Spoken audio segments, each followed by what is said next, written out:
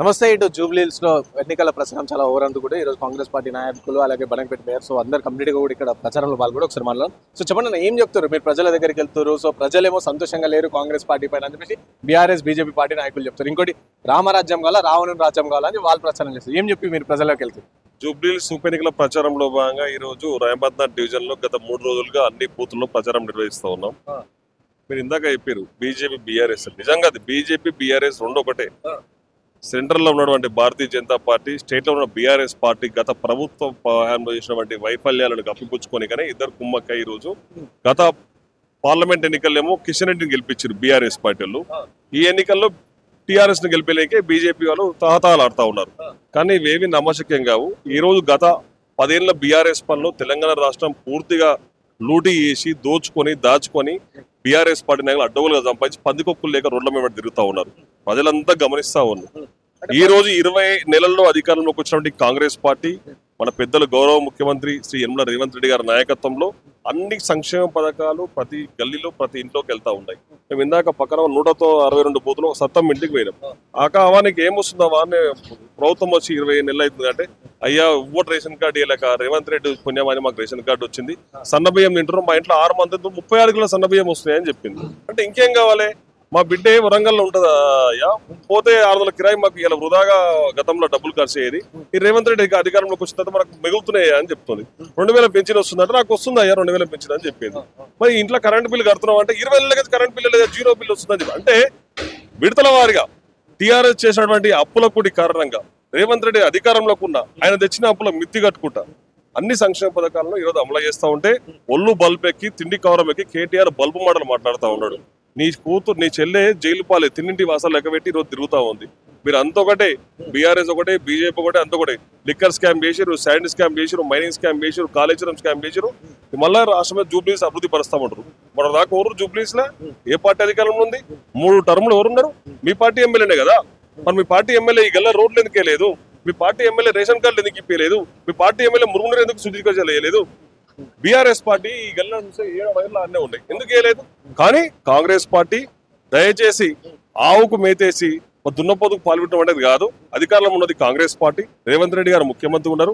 ఈ నియోజకవర్గంలో చదువుకున్నాడు, విద్యావంతుడు, గుణవంతుడు నవీన్ యాదవ్ గత 2 టర్ములు ప్రజలలో ఉన్నాడు. ఓడిపోయిన ప్రజలను పట్టుకొని తిరుగుతా ఉన్నాడు. యువతకు ఉపాధి కావచ్చు, మహిళల కుటుంబీషన్లు కావచ్చు, మైనార్టీల విషయంలో కావచ్చు, అనేక సంక్షేమాన్ని అనేక పథకాలను ఒక ఎన్జిఓ ఆర్గనైజేషన్ ద్వారా ప్రజలకు తీసుకెళ్తూ నవీన్ యాదవ్ మీద బురదల ప్రయత్నం చేస్తారు. మీ మీదే పడుతుంది కేటీఆర్. బిడ్డ గుర్తుకు పెట్టుకో, నీకు ఇది చివరి ఎన్నికలు, మీ కర్మ ఇది, పోతారు ఖచ్చితంగా. మీరు ప్రధానంగా ఇటు రౌడీ రాజ్యం జూబ్లీహిల్స్ ఒకవేళ కాంగ్రెస్ పార్టీ గెలిస్తే కంప్లీట్ గా రౌడీ రాజ్యం ఏర్పడుతుంది, రౌడీల మయమైపోతుంది ఈ విధంగా ప్రచారం. బీఆర్ఎస్ పార్టీ గత 2 టర్ములుగా ఉన్నప్పుడు పెద్దపల్లి సెంటర్ లో వామనరావు దంపతులు నడి రోడ్డు కిరాతగా చంపారు. అది రౌడీ పాలన కదా? నీ చెల్లె లిక్కర్ స్కామ్ లో 1000 కోట్ల కుంభకోణం చేసింది, అది రౌడీ పాలన కదా? ఏదో గతంలో 30 ఏళ్ల కింద 2 పెద్ద మనుషులు లేక పంచాలు తెంపితే దాన్ని గతంలో మాయ కూడా ఉండే పోలీస్ పైలు మళ్ళీ గిరి చేసేది పెట్టేది. ఇప్పుడు రౌడ్ షీటర్లు వేరు, అప్పుడు రౌడ్ షీటర్లు వేరు. నవీన్ యాదవ్ మీద ఒక కేసు లేదు. మీరు దమ్ముంటే ఎలక్షన్ లో ప్రజల మధ్యలో పెట్టి కొట్లాడండి. నీ సంక్షేమ పథకాలు ఇది, నాకు సంక్షేమ పథకాలు ఇది. 15 నెలలు నువ్వేం చేసావు, 20 నెలలు మేమే అది చెప్తాం. అంతే తప్ప ఓటు కార్డుకు వచ్చినాక రౌడీ పాలని చెప్పేసి వ్యక్తిగత వేరే పోతే బిడ్డ నీ కుటుంబ పాలన కూడా మేము లెక్క పెట్టాల్సి వస్తుంది. బిడ్డ జాగ్రత్త కేటీఆర్, ఒళ్ళు బల్బు మండలు లెక్క పెట్టుకో. నీకు జరిగేది పార్లమెంట్ ఎన్నికలు 0 అయింది. జూబ్లీహిల్స్ ఎన్నికలు నువ్వు గెలిచేలేదు, పీకేయలేదు. ఖచ్చితంగా కాంగ్రెస్ పార్టీ ఇంకా 20 ఏళ్ళ అధికారం ఉంటుంది. గెలిచేది పక్క నవీన్ యాదవ్. బడుగు బలహీన వర్గాల ముద్దు బిడ్డ, చదువుకున్నాడు. ప్రతి ప్రజలు ఈ రోజు వ్యక్తిగతంగా ఆదరిస్తున్నారు. ముస్లిం మైనార్టీ ఓట్లు కూడా ఖచ్చితంగా నవీన్ యాదవ్ పడతాయి. మేడం మీరు చెప్పండి, మహిళలకు ఏం చెప్తారు? మహిళలకి 2500 ఇవ్వట్లేరు అని చెప్పేసి, మహిళలు స్కూటీ ఇస్తానది కాంగ్రెస్ అది కూడా ఇవ్వట్లేదు అని కొంతమంది మహిళలు ప్రచారం చేస్తారు, మహిళలతో ప్రచారం చేస్తారు. సో ఏం చెప్తారు? ఇప్పుడు ప్రభుత్వం అధికారంలోకి వచ్చి 2 సంవత్సరాలు అవుతుంది. మీరు ఇవ్వాల్సినవి ఇవ్వలేదు అని మీరు ప్రచారం చేసుకుంటారు. అసలు మీరు ఇచ్చేటివి ఇచ్చిరా ఒకప్పుడు అని నేను అడుగుతాను. ఇప్పుడు మాగంటి గారు చాలాసార్లు ఎమ్మెల్యే చేసారు, ఎంతో అనుభవం ఉంది. మరి దళిత కుటుంబాలకు 3 ఎకరాలు ఎందుకు ఇవ్వలేదు? దళిత బంధు ఎందుకు ఇవ్వలేదు? ఇవన్నీ ఎందుకు చెప్తలేరు మీరు? మేము దళిత బంధు ఇవ్వలేదు, యువకులకి 2000 ఇది నిరుద్యోగ భృతి ఇవ్వలేదు, దళితుని సీఎం చేయలేదు. మరి ప్రతి దళితకి 3 ఎకరాలు ఇస్తున్నారు, అవి ఇవ్వలేదు.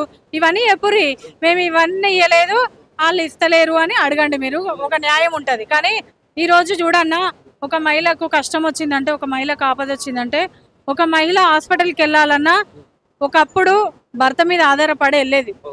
అంటే ఒక బస్సు ఎక్కాలన్నా పోవాలన్నా చేతిలో కనీసం అంటే భర్త వెంబడి వచ్చినా రాకపోయినా కనీసం చేతిలో 200 రూపాయలన్నా పెట్టుకొని బస్ కిరాయి మాత్రమన్నా పెట్టుకొని పోయి వస్తుండే. ఈ రోజు బస్సుకి వెళ్తే ఫ్రీ.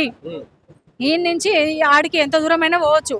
ఆడ నుంచి ఒకవేళ ఆడ వర్కౌట్ కాకపోతే నీకు ఒకవేళ ఆడ హాస్పిటల్ చూయించుకున్న తర్వాత టెస్ట్లకు పోవాలన్నా బస్సు ఫ్రీ. ఇవన్నీ ఆరోగ్యపరంగా కానీ ఏ విధంగా చూసుకున్నా ఈరోజు బస్సులు ఫ్రీ ఉన్నాయి.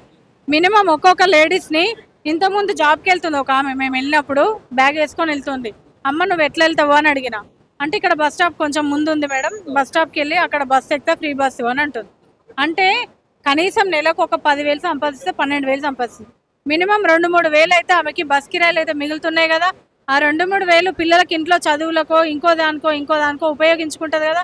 మరి 2 వేలు మీకు కనబడతలేవా? అంటే ఫ్రీ బస్ స్కీమ్ తీసేసాలి, మహిళల్ని అందరినీ కూడా సాగమవుతారు. ఫ్రీ బస్ వల్ల ఇష్టం వచ్చినట్టు తిరుగుతున్నారు, ఒక వాదన ఉంది. ఇంకోటి ఈ ఫ్రీ బస్ వల్ల ఆటోల వాళ్ళందరూ కూడా అలా కడుపును కొట్టింది కాంగ్రెస్ గవర్నమెంట్ అని చెప్పేసి మొన్న ఆటోల ప్రచారం కూడా చేశారు బీఆర్ఎస్ నాయకులు.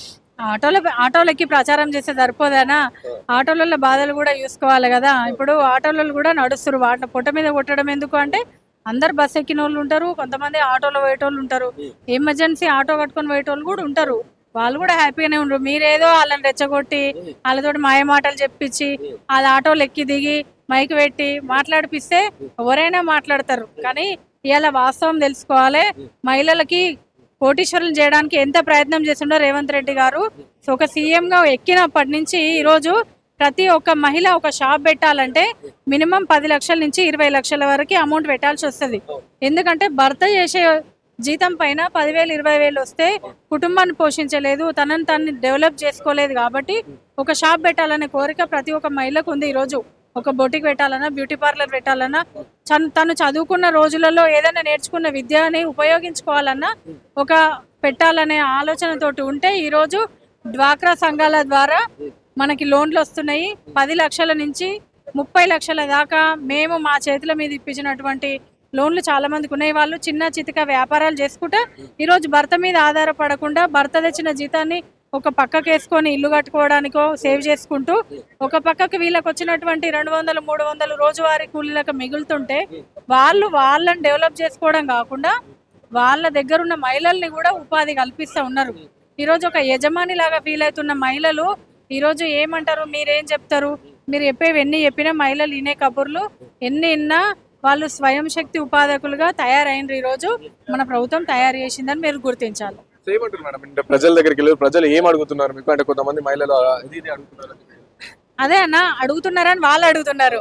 ముందు మీరు అడిగేది మానేసి వాళ్ళు ఏం చెప్తున్నారో వినండి. మీరు పోయి వాళ్ళని అడుగుతలేరు ఓటు కావాలని, మీరు ఇది చెప్పుర్రి మీరు అది చెప్పుర్రి అని అంటే వాళ్ళు చెప్తారేమో ఆటోమేటిక్. కానీ కాకపోతే ఏంటంటే ఒకటి ప్రజల దగ్గర మంచి స్పందన ఉంది. ఇదంతా రూమర్స్ క్రియేట్ చేయడం, ఒక ప్రాపగండ చేయడం తప్పితే ప్రభుత్వం మీద దుమ్మెత్తిపోయడం తప్పితే మీరు చేసిన అప్పుల కుప్పని తీర్చనికనే కదా మేము ఈరోజు ఆపసోపాలు పడుతున్నది. అన్ని పథకాలు ఎందుకు అన్ని పథకాలకి ఎందుకు అమౌంట్ కేటాయించలేకపోతున్నాం? మరి ఒకప్పుడు చేసినటువంటి అప్పుల కుప్పని తీర్చాలి కదా. ఇవాళ ఎవరు ఇంట్లో పెద్ద ఉంటే ఆ పెద్ద మనిషికే కదా అన్న భారం పడేది. మరి ఆ పెద్ద మనిషి ఇంట్లో సంసారానికి చూసుకోవాలన్నా కూడా ఈ అప్పులు తీర్చాలన్నా కూడా ఒకవైపు అభివృద్ధి, ఇంకోవైపు అప్పులను ఎట్లా తీర్చాలి అంటే ఇటు అప్పులని తగ్గిస్తూ ఇటు ఆదాయ మార్గాలు పెంచుకుంటూ చేస్తుంటే వీళ్ళు కొత్త మాటలు సృష్టించి పబ్లిక్ మైండ్ని మొత్తము మైండ్ గేమ్ ఆడడంలో టీఆర్ఎస్ ని మించినటువంటి వక్తలు ఇంకోరు ఎవరు లేరని తెలంగాణ అభివృద్ధి చేసినాం అని చెప్పేసి వాళ్ళు అంటారు. అప్పుల గురించి ప్రస్తావన ఒకవేళ బీఆర్ఎస్ నాయకులు అయితే ఏడు అప్పులు చేసినాం, మేము అప్పులు చేసినాం, డెవలప్ చేసినాం కదా రాష్ట్రాన్ని అనిపిస్తుంది కదా. ఆర్థిక శాఖలో ఉన్నాయి కదా అప్పులన్నీ, ఏడే చేసినామని మేమంటే మీరు అంటారు, మీరు అన్ని ఏవైనా చెప్పుకుంటారా చెప్పేటోళ్ళు. కానీ అప్పు ఏడే చేసినాము అంటే ఈజీగా కనిపిస్తుంది మీకు కళ్ళ ముంగట. ఈ రోజు ప్రతి నెలకు కొన్ని వేల కోట్లు అప్పు తీర్చడానికే కడతా ఉన్నాం మేము ఇంట్రెస్ట్. మరి అటు ఇంట్రెస్ట్ కట్టుకుంటా ఇటు అభివృద్ధి చేసుకుంటా పోతున్నాం. కాబట్టి కొద్ది రోజులు తేడా ఉంటుంది, కొద్ది రోజులు ఇబ్బంది జరుగుతుంది. ప్రజలు కూడా మెల్లమెల్లగా అర్థం చేసుకుంటున్నారు ఇప్పుడు ప్రభుత్వాన్ని. ఎందుకంటే ఒకేసారి 10 సంవత్సరాల తర్వాత ఉన్నటువంటి అప్పును తీర్చుకుంటూ వస్తున్నటువంటి రేవంత్ రెడ్డి గారు ఈరోజు సహచార మంత్రివర్యులు అందరితోటి ఏ విధంగా మనం ముందుకు పోవాలి, ఏ విధంగా అప్పులు తీర్చాలి, మన ప్రజలపైన భారం పడొద్దనే ఆలోచనతోటి మన కాంగ్రెస్ పార్టీ ఉంది. ఈరోజు రాహుల్ గాంధీ ఇచ్చినటువంటి మంచి మెసేజ్. మీరేమంటున్నారు, మొత్తానికి బీసీ బిడ్డకు ఓటు వేయొద్దని చెప్తున్నారా? ఇక్కడ ఇప్పుడు బీసీల కోసం మేము ఇంత కొట్లాడుతుంటే బీసీకి ఓటు వేయొద్దు, ఈ బీసీని మనం అనగదొక్కాలి అని చెప్పేసి ఒక రౌడీ అని చెప్పేసి ఆయన మీద ఇట్లా ముద్ర వేయడం కరెక్ట్ కాదు. మీకు ఇవాళ యావత్ బీసీ ప్రజలు కూడా గమనించాలి, బీసీ బిడ్డలందరూ కూడా ఆలోచించాలి. ఇవాళ నవీనన్న మీద వేసినటువంటి ముద్ర రేపు మీ మీద కూడా వేస్తారు.